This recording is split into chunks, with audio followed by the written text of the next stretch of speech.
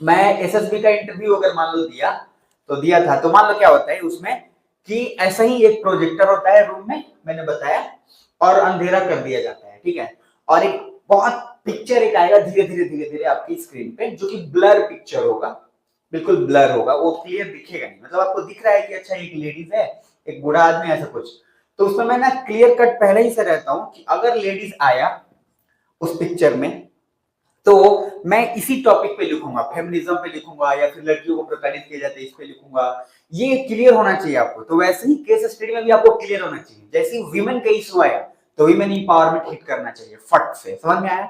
जैसे कुछ डिफेंस से रिलेटेड अगर उसमें कुछ क्वेश्चन पूछा है तो पूरा डिफेंस का रूल और रेगुलेशंस वहां पे चाप के आना। मेरी बात समझ मेरी। अगर आपको गरीब दिखाया उस तरीके का दिखा के, गरीबी पे कुछ उस तरह का आया, तो फिर पॉवर्टी पे आपको पूरा स्टेटमेंट लेके जाना है, समझ में आ रहा है। तो ये सब ना मेंटली काम होता है, ये सब रैंडम, मैंने यही ये समझा रहा था मैं यही किसी को भी, रैंडमली कभी भी कुछ नहीं होता। जैसे आप सोचते हैं ना कि हाजिर जवाब होना, हाजिरी मतलब एकदम हाजिर जवाब की, जैसे बोला वैसे तुम, कोई चीज हाजिर जवाब नहीं होता। उसके पीछे क्या है, आप सब कॉन्शियस में कुछ ना कुछ सोचे हुए होते हो, इसलिए वो जवाब दे पाए।